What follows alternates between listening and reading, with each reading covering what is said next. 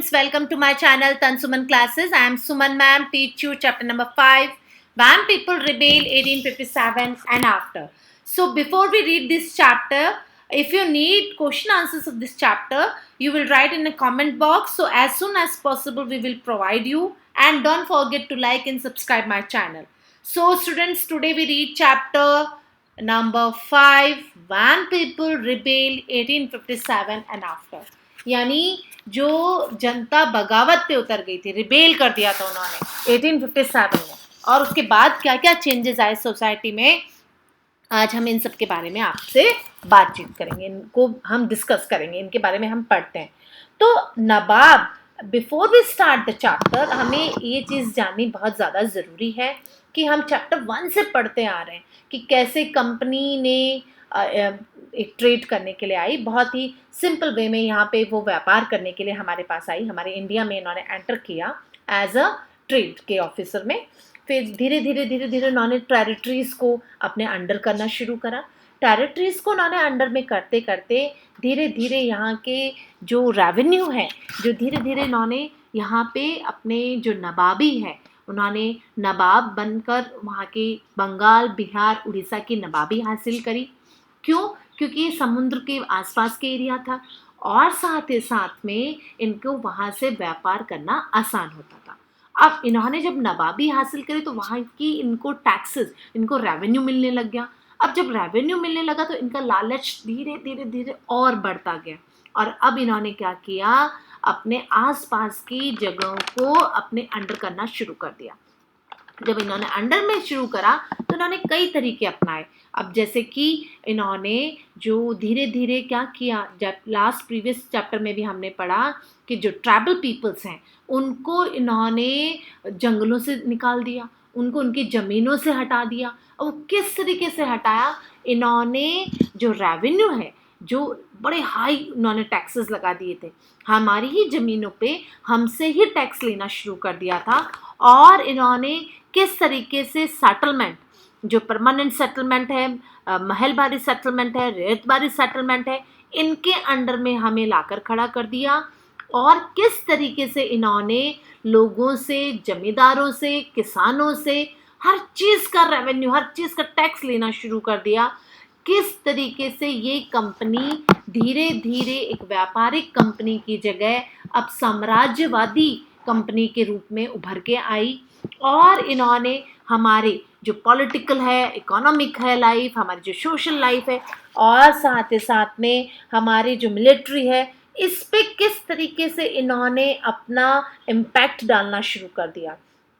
तो बिफोर, जैसे कि हम कहीं पे जाते हैं तो हम किसी से रास्ता पूछते हैं, किसी की तरफ जाना होता है, हमें समझ लिए किसी शहर या किसी गांव में जाना है अगर, तो हम उसके बारे में रास्ता पूछते हैं. ठीक उसी तरीके से जब हमें रास्ता पता होगा तो हम शायद उस जगह जल्दी पहुंच जाते हैं. तो इस चैप्टर को आपको समझने के लिए उससे पहले आपको ये चीज़ें जाननी ज़रूरी है कि किस तरीके से कंपनी ने धीरे धीरे करके अपना साम्राज्य विस्तार कर लिया था. और अब क्या था, अब नवाब लॉस देयर पावर, जो नवाब हैं उनकी जो पावर है वो ख़त्म होती चली जा रही थी. Since the mid 18th century, यानी 18वीं शताब्दी के मध्य, nawab and rajas are gradually lost their power and authority. The freedom reduce their arm forces and the company adopted policy to end to Mughal dynasty, thus the paved way for the British government to rule in India. And many ruling families such as Rani Lakshmi Bai, Jhansi tried to negotiate with the company to protect their interest but did not get success. And now the company began to plan to bring an end of Mughal dynasty. To make this plan successful, the company took several measures. The name of the Mughal king was removed from coins minted by the company. And in the countryside, अब countryside में क्या था, the countryside peasant and jamidars sent the high taxes and rigid method of the revenue collection. The Indian sepoy were also unhappy about their pay, allowances, condition of services. Some of the company rules even violate their religion's sentiments. and the responses to the reforms brought in the Indian society by the British was also positive. All thought some reforms were initials. Some Indian thought that the British was destroying the religion and their social customs, while some wanted to change the social practices. Gradually, the people began to view the British as their common enemy, and they rose up against the enemy at the same time. यानी एक ही समय में सभी समाज के लोगों को लगा कि कंपनी जो है वो कहीं ना कहीं उनकी दुश्मन है, और उनके जो समाज है, उनका जो सोसाइटी है, और उनके जो राजा हैं, उनके जो किसान हैं, ये सब उनसे कहीं ना कहीं किसी न किसी कारणवश ये उनसे नाराज़ थे। तो ये क्या हुआ, एक जो घटना है इसमें क्या है बेटा कि किस तरीके से पीपल जो हैं उनकी जो सोच है वो इनके अगेंस्ट हुई। तो इनके कुछ ऐसी पॉलिसीज थी ब्रिटिशर्स की, ताकि जो इन्होंने रेवेन्यू इकट्ठा कर लिया था वो इतना ज़्यादा था कि ज़मींदारों को भी वो रेवेन्यू पे करने में दिक्कत हो रही थी, और साथ ही साथ वो कैश में लेते थे, किसी चीज़ के बदले नहीं लेते थे। सो अब सब्सिडरी अलायंसेस जो है वो अब ख़त्म हो गया था, वो क्योंकि राजा है वो सिर्फ एक नाम मात्र का रह गया था। उसको अगर सेना भी रखनी है तो उसको पहले ब्रिटिश से कंपनी से पहले परमिशन लेनी होगी, और उसको बाध्य करा जाता था, राजा को भी फोर्सफुली ये रखा जाता था कि आपको सेना रखनी पड़ेगी। और सेना अगर ब्रिटिशर्स को कभी कंपनी को कभी अगर सेना की ज़रूरत पड़ती है तो उस राजा को वो सेना देनी पड़ेगी, और सेना का खर्चा राजा को उठाना पड़ेगा।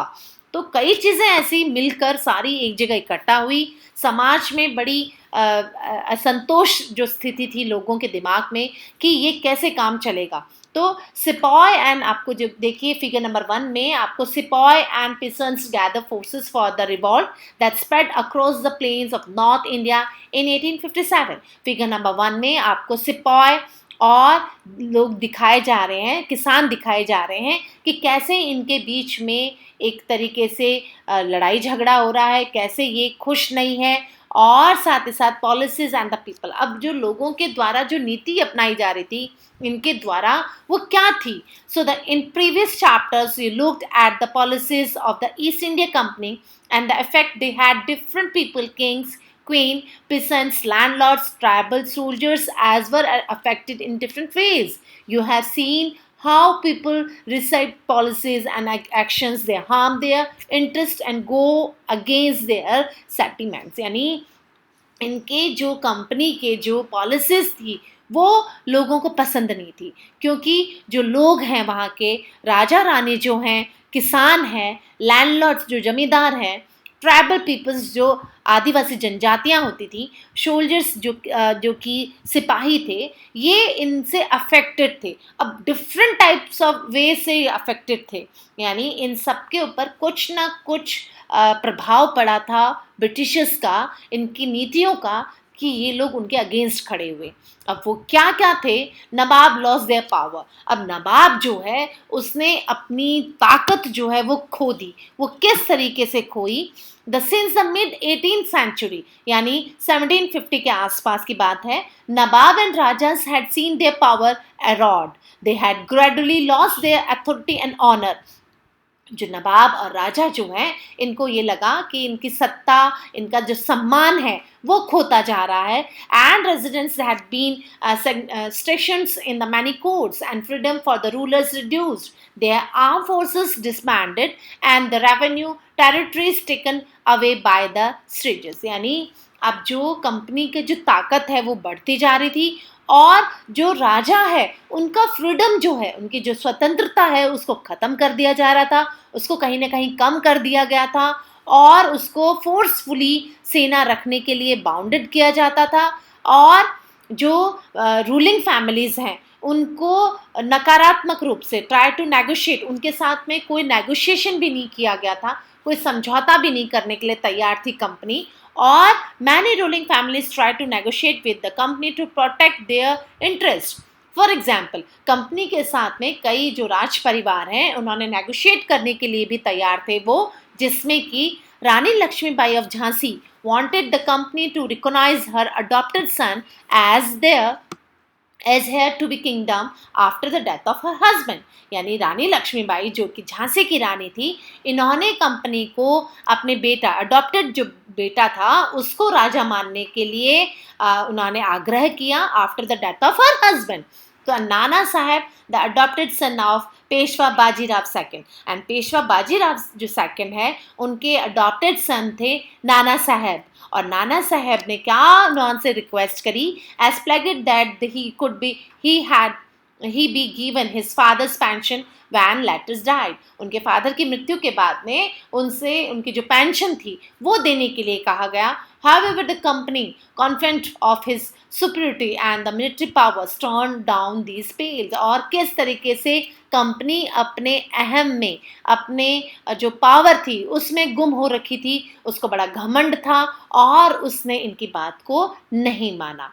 Awadh was one of the last territories to be annexed। और आपको जैसा कि पता है कि कंपनी जो अवध है वो सबसे लास्ट एक ऐसी टेरिटरी है जो अनेक्स्ट करी गई थी। In 1801 the subsidiary alliance was imposed on Awadh, and इसके ऊपर एक बहुत बड़ी सब्सिडरी अलायंस जो है वो थोप दी गई थी, एक संधि थोप दी गई थी। In 1856 it was taken over. Governor general Dalhousie declared that the territory was being misgoverned and British rule was needed to ensure power administration. यानी 1856 में इन्होंने ये कहकर अवध को अपने कब्जे में ले लिया। लॉर्ड डलहौजी ने ये कहकर अपने गवर्नर जनरल जो कि उस वक्त के थे, इन्होंने अवध को अपने अंदर सम्मिलित कर लिया, ये कह के कि यहाँ पे प्रॉपर एडमिनिस्ट्रेशन, जो सुचारू रूप से जो प्रशासन है वो ठीक से नहीं चला पा रहे हैं, इसलिए इन्होंने ये कह के अवध को अपने अंदर शामिल कर लिया। The company even began to plan how to bring the Mughal dynasty to an end, and the name of the Mughal king was removed from the coins minted by the company। और अब आप ये देखिए कि कैसे मुगल जो साम्राज्य है, मुगल जो शासन है, इसको ख़त्म करने के ऊपर तुली हुई थी कंपनी। और इन्होंने मुगल जो राजा हैं उनके नाम को, अच्छा जो कॉइन, जो मिंटेड जो कॉइन होते थे, जो पैसा ढाला हुआ आता था, उस पर भी उनको रिमूव कर दिया, उस पैसे सब पर भी। And in 1849 governor general Dalhousie announce that after the death of Bahadur Shah Jafar, the family of the king would be shifted out of Red Fort।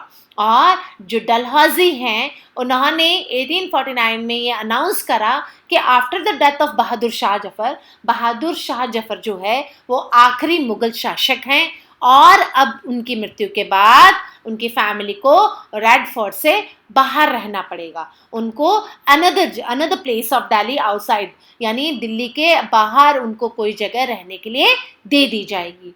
In 1856, Governor General Canning decided that Bahadur Shah Jafar would be the last Mughal king, and after his death, none of the descendants would be recognized as king. They would just call princes। यानी कि after the death of governor general जो canine है, इन्होंने ये declare किया कि मुगल शासक की डेथ के बाद में कोई भी दूसरा शासक नहीं बनेगा, अब आगे आने वालों को प्रिंसेस के नाम से, राजकुमारों के नाम से जाना जाएगा। यानी अब जो नवाब हैं उनकी पावर हो गई थी ख़त्म, उनकी फ्रीडम को रिड्यूस कर दिया गया था, कैसे उनकी जो आर्म फोर्स हैं उसको ख़त्म कर दिया गया, रेवेन्यू अधिक टैक्सेस लगा दिए गए थे लोगों में, और उनकी जो टेरिटरीज टेकन अवे, उनसे जो टेरिटरीज थी वो भी ले ली गई थी। And Mughal dynasties paved this way to the ended the Mughal dynasty. और मुगल शासक जो ख़त्म होने के कगार पे थे, और ब्रिटिश गवर्नमेंट ने इंडिया पे रूल करने के लिए पूरी तैयारी कर ली थी। And many ruling families such as Rani Bai and Rani Lakshmibai जो हैं, इन्होंने भी उन्होंने सेटलमेंट करने की कोशिश करी, नेगोशिएट करने की कोशिश करी, पर कंपनी ने नहीं माना। और साथ ही साथ अब क्या था कि जो Mughal king was remove from the coins minted by the company, और कंपनी के द्वारा जो मुगल शासक जो सिक्के थे वो भी बंद कर दिए गए थे। अब जब पीसेंट्स एंड द सिपाही, अब जो किसान वर्ग जो है और सिपाही, ये क्यों खुश नहीं थे, इन्होंने ये कंपनी के काम से क्यों खुश नहीं थे? Because in the countryside peasants and zamindars resent the high taxes and high rigid methods of revenue collection. इनके जो रेवेन्यू कलेक्शन था, जो टैक्स पे ये कलेक्ट करते थे, उनके बड़े कठोर कदम थे ये बहुत ज़्यादा इनसे जो पैसा था वो वसूल करते थे। जमींदार जो थे वो भी खुश नहीं थे, क्योंकि जमींदारों से उनकी जमींदारियां छीन ली जा रही थी और उनको कैश पैसा देने के लिए मजबूर करा जा रहा था। एंड इन इंडियन सिपाही जो हैं, जो कि सिपाही होते हैं, द इंडियन सिपाही वर अनहैप्पी अबाउट देयर पे, allowances, condition of service. Some of the company rules even violate their religious sentiments, and everywhere this spread disconnectment। यानी जो कंपनी सिपाही को भी खुश नहीं रख पाई, सिपाही भी इनके खिलाफ खड़े थे, क्योंकि उनको बेटर इक्विपमेंट्स नहीं दिए जाते थे, इनको अलाउंस नहीं दिया जा रहा था, इनको एज कम्पेयर टू ब्रिटिशर्स के इनको तनख्वाह कम दी जा रही थी, और इनको पदोन्नति, इनको जो प्रमोशन होता है वो भी नहीं दिया जा रहा था। तो इससे भी सिपाही नाखुश थे। In the countryside, peasants and jamidar resent the high taxes and rigid methods of the revenue collection, and many fails to pay back their loans to the moneylenders। जो जमींदार हैं उनको, और साथ ही साथ में जो किसान हैं वो अब फेल हो रहे थे अपना कर्जा चुकाने में। So gradually lost the lands they had title generation, और जो जनरेशन टू जनरेशन जो उनके पास खेती थी जिसे कि वो बो रहे थे, वो अब उनके हाथ से निकलती जा रही थी। The Indian सिपाही in the employ of the company had also had reason for the disconnect। और साथ ही साथ में जो सिपाही वर्ग जो है वो भी डिस्कनेक्ट होते जा रहे थे, because they were unhappy about their पे। वो अपनी तनख्वाह से खुश नहीं थे, और साथ ही साथ उनको जो मिलने वाले अलाउंसेस थे उससे वो खुश नहीं थे, और कंडीशन जो थी उनकी वो बहुत ख़राब थी। Some of the new rules moreover violent their religious sensibilities and beliefs. और उनके कहीं ना कहीं इनके धर्म के ऊपर, ये अपने धर्म के ऊपर और अपने जो बिलीव्स हैं इनके ऊपर खतरा महसूस कर रहे थे। Did you know that in those days many people in the country believe that if they cross the sea they would lose their religion and caste. जैसा कि उस समय में ये लोगों में मान्यता थी, उनके बिलीव थे ये, कि अगर वो समुद्र के रास्ते कहीं जाते हैं, अगर वो समुद्र को पार करते हैं, तो उनके जो रिलीजन, जो उनके जो धर्म है वो भ्रष्ट हो जाएगा। So when in 1824 the Sepoy were told to go to the Burma by the sea route to fight for the company, और जब 1824 में कंपनी ने सिपाहियों को बर्मा में युद्ध करने के लिए भेजना चाहा, तो they refuse to follow the order. तो सिपाहियों ने इसका विरोध किया, and they agreed to go by the land route. वो रास्ते, जो सड़क रास्ता है, उसके द्वारा जाने के लिए तैयार थे, बट सी रूट वो जाने के लिए तैयार नहीं थे। दे वर सेवरली पनिश्ड, और उनको पनिश्ड करा गया। As since the issue did not to die down, in 1856 the company pass a new law which started that the company, every person who took an employment in the company army had to agree to serve overseas if required।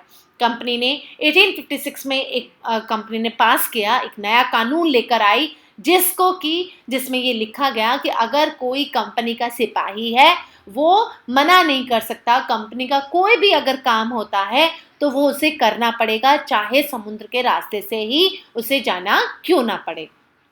सिपाही also regret that what was happening in the countryside, और react किया जो सिपाही हैं उन्होंने, कि क्यों react किया, क्योंकि देखिए गांव तो ख़त्म कर ही चुके थे, है ना। गांव में जो लोगों की ज़मीनें थी वहाँ से काफ़ी रेवेन्यू, काफ़ी हाई टैक्सेस पे करने पड़ रहे थे, तो लोग गांव छोड़ के बाहर की तरफ आए, अपनी ज़मीनें छोड़ के आए। तो many of them were persons had their families living in the village. लोगों के जो घर थे वो गांव में थे, उनका परिवार गांव में रह रहा था। So the anger of the peasants quickly spread among the सिपाही, और उनका गुस्सा करना जाहिर था, क्योंकि अब उनके पास कोई और रास्ता नहीं था।